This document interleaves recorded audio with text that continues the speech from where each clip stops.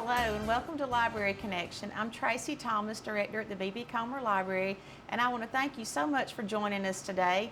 We have an exciting time of the year coming up, and that's our Fall Brown Bag Series, and we have so many people that wait and watch their mailboxes for the flyers to come in, and so they're in now, and we're ready to talk about the series. So thank you for joining us again, and today I also want to thank Dr. Shirley Spears for joining us, and Dr. Spears is the director of the B.B. Comer Memorial Library Foundation, and so she's still very much involved with the library and helping plan these programs for the Brown Bag and the fundraising side of that organization, which helps us so much to be able to do these wonderful kinds of programs that we're able to share with you. So Dr. Spears, thank you so much for joining us today. Well, Tracey, I'm really glad to be here, and it comes around quickly, doesn't it? It sure does. It rolls around twice a year. It does, and it takes a while to plan it and get people lined up, and then all of a sudden, wham, it's on you. It's on us. So we're ready.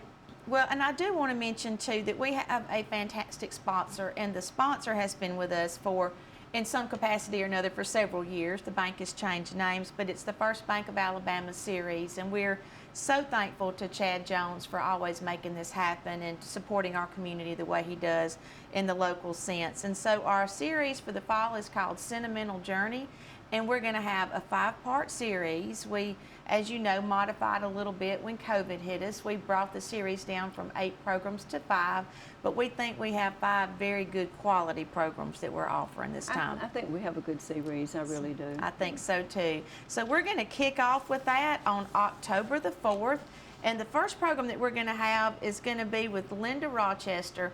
And Linda's husband is Judge Johnny Rochester, and I've had the opportunity to work with him the last few years and get to know him a little bit. And in talking with him, we've talked about Miss Linda's book on Irene Till. So if you're from Clay County, or even not from Clay County, just local, you've probably heard some of the Irene Till stories. And so when I talked to Judge John, I asked him would he be willing to talk Miss Linda into coming and being with us and sharing her stories with us, because she's done quite a bit of work collecting these stories. There's a lot of things in that book, and so he was thrilled that we're asking her to be part of our series, and we're thrilled that she's going to come and be with us. Right. Well, you know, it was really timely for her book to come out when it did, because I had thought with some of the things that we've got coming up after the series or during the series here in town, I thought I'd like to do some programs that we wish we could do when we have the pilgrimage here with Alabama Historical Association that we'll talk about later. But we decided to do some programs to just cover some topics that we want people to remember again, to just revisit some topics. And one of those would be Miss Till, because I've always been, of course, a little bit fascinated, and I'm old enough that I know quite a few people, many of them dead and gone, but I have known over my lifetime so many people who have gone to Miss Till to have their, quote, fortunes told. And so anyway, I was glad that Linda had spent about 13 years collecting stories and looking at the different things that people went to see. In the end, she wound up being called Miss Till, M-I-Z, Ms. Till. But we always knew her, of course, as the fortune teller or as Miss Rena. And she didn't like to be called a fortune teller. She wanted to she sort of had a gift that she thought she could use to be helpful. So she does have some interesting stories. And, you know, if you lost a hunting dog, you might go to see Miss Rena. If you lost a cow, you really, really went to see Miss Till. And we have at one time at a Brown Bag, we had a guy stand up and talk about getting lost when he was 2 years old, and that then couldn't find him, and so they went to see Miss Till, and she told them where to go, and so they located the little boy, and he liked to tell his story as a grown man about being located because of Miss Rena. So I think it's a really interesting story that she was born with the veil on her face and born in Rockford and lived down there and married a guy from Clay County and lived her life out there. So there are some wonderful stories that cover a lot of territory about different people who went to see Miss Till for different reasons. To find out something, and I think she read coffee grounds in a cup or something like that. She had a method of telling fortunes and predicting and helping to locate lost items. She was really supposedly good at that. So I think we're all fascinated with that gift, with the idea that there are people who do have what's called sometimes a sixth sense. So I think people are going to enjoy revisiting the Rena Till story and hearing about her from somebody who really, really has looked into it, has written a book, and has a great interest in it because it's in, you know, she went to Miss Till, I think, herself, and she lives in Clay County where Miss Till lived, so it's very near to her heart, I think. I think she's going to do a good job for us, and I look forward to it. Well, and I will mention too that Linda will be selling some of her books that day, because we've had several people call in the library already asking would they be able to buy a copy of the book. And I think and I will mention too, she donates the proceeds from the sale of her book to support the Historical Commission and other things in the Clay County area. So we want to help her with that. I also want to say too, when you look at a story like this where she has spent all these years collecting these, this demonstrates the power of the oral history and really why we does. need to be saving these. I know that she must have done an awful lot of interviewing and speaking with people about their experience and that sort of thing. And she's very qualified. You know, she has a degree in English, she has a degree in social services, and she's spent, I guess, like him, they have spent their life in different types of service. And so she works there with, in Clay County. She was the director of the Clay County Department of Human Resources for a long time. So they're a couple to be admired. And we're so happy that she agreed to come and do this story for us. We're looking forward to it, I guess, as much as the audience on this one, for sure. We hope you'll join us for that. We're going to take a quick break, and when we come back, we're going to talk some more about the Brown Bag series.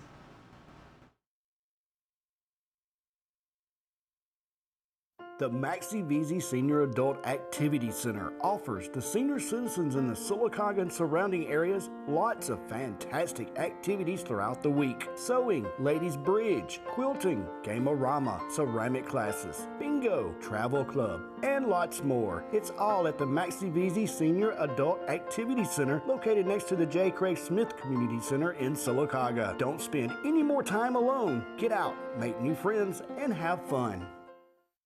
Coosa Valley Medical Center, one of the top 10 hospitals in Alabama, is also Sylacauga's largest employer.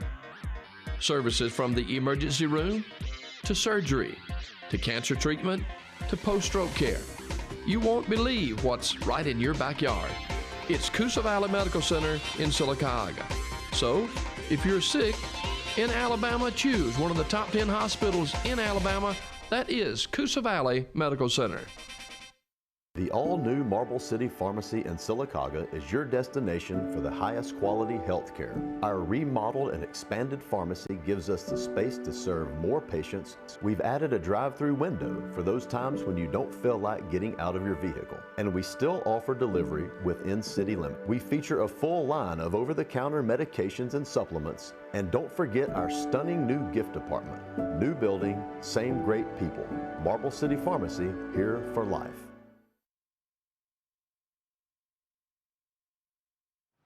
Welcome back to the Library Connection. I'm Tracey Thomas, and today we're talking with Dr. Shirley Spears, and we're talking about the Comer Library's Adult Brown Bag series, the Adult Lecture series, which is sponsored by the First Bank of Alabama, and our fall series is called Sentimental Journey, and we're talking about the wonderful programs we got for you lined up. But I want to talk just a minute about the format of the program. We all know we've talked about the modifications that we made to adjust for COVID, and so we're kind of sticking with that just because this series will take us into the winter time, into the hard months, and we don't know what might happen then. So we are still going to social distance to some extent. We're going to sit at tables and chairs in the auditorium so that we have 2 people at a table instead of sitting auditorium style where we're all shoulder to shoulder. And the programs will actually start at 12. But the auditorium will open at 11:30, so we're kind of going back to the old format where you bring a sack lunch or a snack of your choice, and we'll provide you with a drink and a dessert at the door. And I do want to mention that we want to thank the Hickory Street Cafe for providing us with wonderful cookies and pre-wrapped dessert there. And again, I want to say thank you to Chad Jones with the First Bank of Alabama for being so willing to be such a wonderful community partner in sponsoring this series. So we start on October the 4th, and we've just gotten through talking about Linda Rochester coming to do Irene Till's story. And so the next program we have on October the 11th is Tina Hosey. Well, I think Tina's proven, and most people who've heard Tina sing enjoy hearing her sing and enjoy her sweet personality, and I really think she does a really good job. So when we looked at our theme on Sentimental Journey, which ties in with our history pilgrimage that we're going to talk about, we were trying to enable people to remember, to look back, to think about their history, and to one of the ways that I don't think you can ever get around is using music and songs. Mm-hmm. When you start looking at the past and thinking about the past, I think you just about have to fall back on offering your history in a way that's so enjoyable through songs and through music. So we thought about asking Tina to come and do some hymns for us and some songs that are very familiar to us that illustrate a little bit what our culture is like and what we like to hear and what people, what people seek out to hear. So Tina's very good at that. She really, really does great Patsy Cline. She has entire programs where she does Patsy Cline really well. So she was thrilled, and she'll have some people coming with her to help with her music, and she'll be bringing songs to us that'll make you look maybe at your wife and think, or maybe you'll remember something associated with the songs, and I think it'll be really enjoyable, Tracey. She's always good. Tina's wonderful, and I think it's just always so neat to see the way the mood in the room changes once they start playing and singing. Yes, she does a good job. She does. Well, we have somebody on Wednesday, October the 18th, that is no stranger to Sylacauga by any stretch of the imagination, and that's Miss Ruth Cook. And Ruth, as you've heard us talk about before, is the author of the Sylacauga Marble book. Right. She's researched Sylacauga history for us for many years now, and she is a wonderful presenter, and she's going to come and talk about Gant's Quarry. I think one of the things that Ruth did for the Marble book that was the most important thing that came out of the whole process was her interviewing so many of the people that she interviewed, if not all of the people that she interviewed, who had lived on the village, the quarry village, are dead and gone now.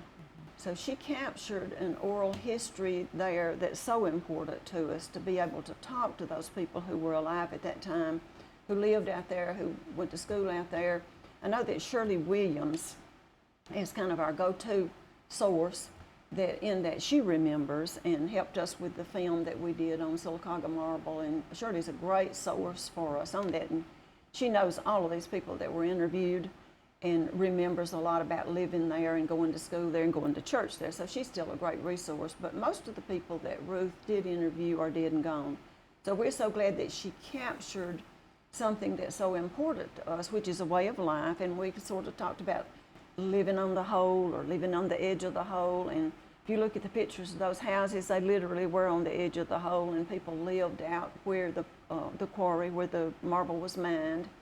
And it was just a way of life that now it's kind of hard. We all know somebody that did live out there. I graduated from high school with a guy that went to school out there when he was very young. But it's just a way of life that's gone, just like the mill village is gone, the quarry village is gone, and there's stories about the quarry village that I think are so interesting, like the storm of 32 that killed so many people out there. And it was just something that for us today in the world that we live in is hard to imagine. But Ruth discovered a lot of things. She unearthed a lot of little stories and a lot of big stories. So she will be so glad to be telling that, because that's one of her favorite things too. So she's a wonderful presenter, and I think people will really be glad they came to hear the Quarry Village story. I think so too, and I will take an opportunity while we're at this juncture to just put in a plug for another program that we're doing at the library. Since you mentioned Miss Shirley Williams, I want to mention at the library we have started what we call Memory Swap Monday, and that's from 9 o'clock to 10 o'clock. And it's every Monday at the library, and we have been gifted with some wonderful photographs, black and whites. Some came from one source, some came from Mr. Tommy Bivens, some Avondale photographs. And so what the library is attempting to do is digitize these photographs, but we also want to put names and places and dates with these photographs if we can, to strengthen that digitized database. And so we invite you all to come out on Monday mornings from 9 o'clock to 10 o'clock to the library for a cup of coffee and just sit and help us put names to faces, because we don't want to lose that part of our history that will go away if we don't capture it now. And it does really and truly emphasize how important the oral history part of this is. It's very important. I used to know that I could ask Mr. Harry Brown about anything that I wanted to, or Miss June Atkinson, or some of these precious souls that are gone now. And I miss them. I miss that. So it is important now for people who do remember to come and help us identify these buildings, places, spaces, people. And I will say, Miss Shirley Williams and Mr. Ray McDermott are our two hosts on Monday mornings at the library. And That's it's a good just choice. so funny to watch Mr. Ray. His memory is fantastic, and you can great. put a picture in front of him and he'll say, give me some Post-its, and he'll start Oh, writing. So that's wonderful. he knows the names, he knows the people and the stories. So we hope you'll come out and help us with that. We're going to take a quick break, and when we come back, we're going to talk some more about the rest of the Brown Bag series and about the exciting Alabama Historical Association Fall Pilgrimage that'll be held here in Sylacauga at the end of October.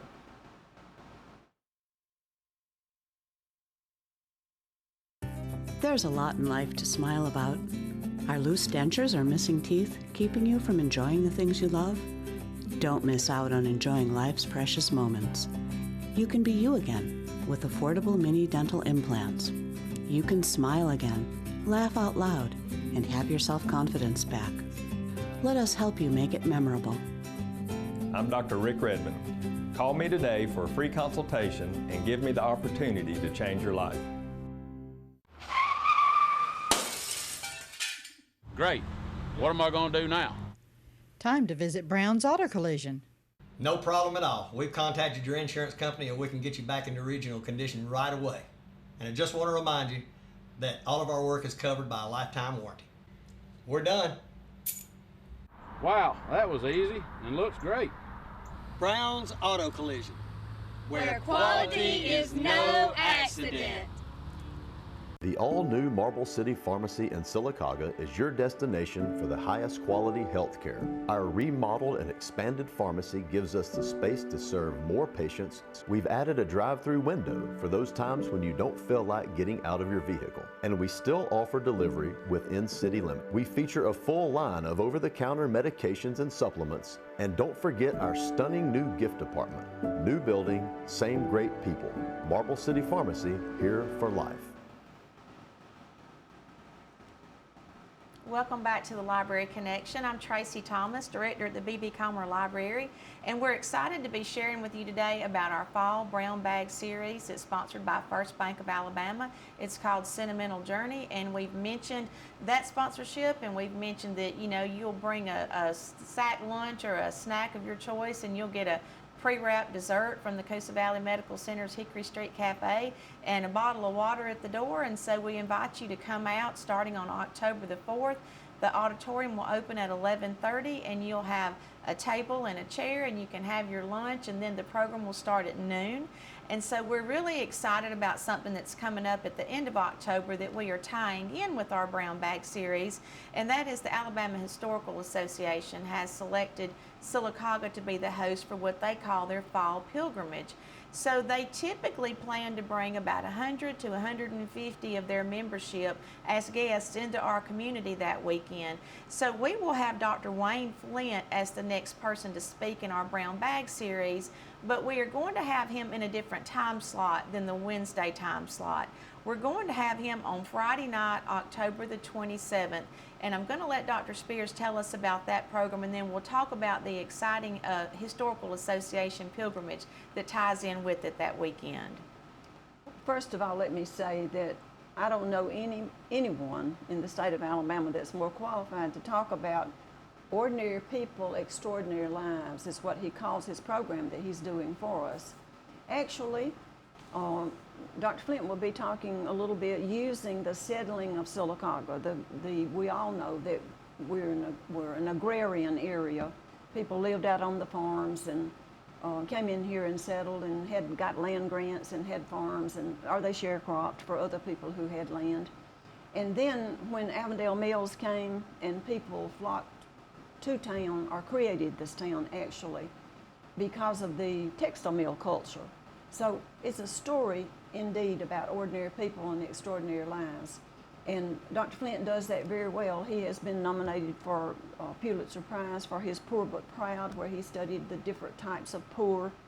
the textile poor, the farming poor, that sort of thing. So he has a great deal of respect and admiration for people who did as well as they did with what they had.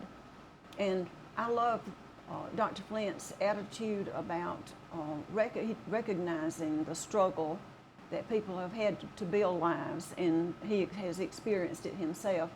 His wife her people, the House family, were from Sylacauga.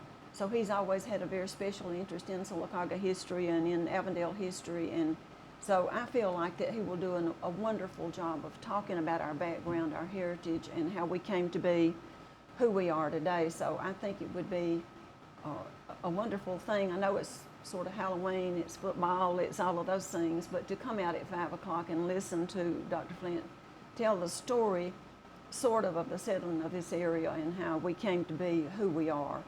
So I think that ties in so well with our sentimental journey, looking at our town and how it was created and the people and the reasons that they came to Sylacauga. So I think that'll be a wonderful program, Tracey. We all know that Dr. Flint is someone that draws people from everywhere. People come from all over to see him when he does speak. He's just spent almost a year on the road and been as far as Washington State promoting his book called Evenings with Harper Lee. So he's a very special man. He has a love for our town, and we love him right back. When we were discussing, Mark Wilson and Ruth Truss with the Alabama Historical Association contacted us about a year ago and said we're looking at some potential sites for where to host the fall pilgrimage, and Sylacauga is one of the runners-up, and so we were very excited when they selected Sylacauga, and the library will be the host for the weekend. The programs will take place in the auditorium there at the library, but I want to kind of give you a quick overview of what that weekend will shape up to look like. On Friday, October the 27th, a lot of their membership will be coming into town, and they'll be staying at the various hotels, and so you'll see some people around, some guests around. They will have some offerings on Friday afternoon that they can take advantage of before Dr. Flint's program on Friday night at 5 o'clock. And so they will have some offerings down at Purcell Farms, the Sylacauga Cemetery and the First Baptist Church here in Sylacauga, being in such close proximity to each other, will be open and available for them to walk through and see the beautiful stained glass windows at the church. And Rick Patrick has got a great presentation put together for them. He's really been planning for them. And Tara Douglas and some others have been putting together some stories about people buried at the Sylacauga Cemetery there, and they will be available to chat with people and to meet visitors. And then Bluebell, of course, will be a draw on Friday afternoon with the parlor being open. And then at 5 o'clock, everyone will come to the library for Dr. Flint's program from 5 to 6. At 6 o'clock, when his program is concluded, we will have a wonderful reception at the library. It's going to be a wonderful catered event. The hospital will be doing that for us. And then we also have an exciting time. We have a jazz band that'll be coming in, Mike Watts and friends, and they are wonderful. If you've ever been to see Elnora Spencer at the library, they were the last group that played with her there, and so they're fantastic. And then we'll also be having some exciting things going on in the lobby. Frank Murphy will be there, and he'll be doing a painting, an oil painting there in the lobby, a demonstration. So there will be some tours of the library, and there will be lots of displays set up. We have local people that are putting together displays on Sylacauga history to display throughout that evening and that weekend in the library. And then on Saturday morning, the Historical Association is going to host a workshop for local teachers. They should have already sent those announcements out, but if you're a local teacher and you would like to have just some continuing education credits, there will be an offering that morning that will be free to you, and that'll be at 8 a.m. at the library, 8:30 at the library. We will have a program that the library will put together at 10 o'clock on local history, a PowerPoint, that we will show all the things that Sylacauga is famous for and the reasons that we're on the map. Then they will break for lunch, and when they break for lunch, they will go out into the community and they will have lots of different sites to see. And so some of the things are, Julie Sanders is going to do a walk-in tour leaving from the library to just walk the downtown area and show some of the projects that she and Alan have done and some of the ways that they've helped revitalize our downtown. The observation site at the Marble Quarry will be one, the museum. We will also be sending people by to see Craig Brown sculpting at what we call his cage. The Rising Star Baptist Church is going to be doing choir practice during that time, and their church is going to be open to welcome visitors to see their historic church. Again, the First Baptist Church in the Sylacauga Cemetery will be open on that day as well. And then also the Sylaward Trail, we're going to try to direct some traffic out there because the goal is always for these people to see what Sylacauga has to offer in hopes that they'll come back. Right. So we think we've got some great things to offer. And if you're interested in finding out more about the pilgrimage, just contact us at the library and we'll get you some more information. So that's an exciting weekend, and then we will wrap our brown bag up on November the 1st with Dolores High. Well, we always go out on a high note with Dolores, and you don't have to say so much about Dolores because, except I always say that, you know, if you haven't seen her, you need to, and if you have seen her, you'll be back. So Dolores has quite a following. She has people come in from Birmingham and a lot of different places because usually you'll pay $25 or $30 to see Dolores. She's a ticketed event. In many places, she's that good. But she has for many, many years closed our Seabreeze out for us. She's just so good to Sylacauga, and she really loves Sylacauga. So it's an exciting series that we've got. It's an exciting event to have the Alabama Historical Association's pilgrimage here.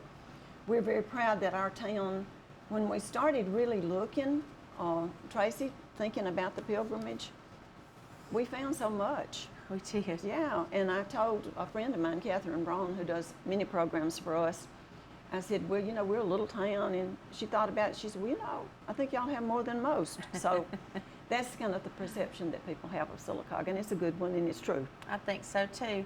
And I would not miss an opportunity to also close the show out. We have about a minute left to thank you, Dr. Spears, for all the work that you do, because one of the sponsors that's always here with us to help plan the programs and help contact everybody and to raise money for the library is the Comer Library Foundation. And I know that's your heart, and that's the thing that you've always loved, and so we appreciate all the work that you do. Well, thank you. I enjoy it. We started in '91. It's made a difference for our library, and I appreciate the generous people who have helped us with all of the extras that make our library so extraordinary.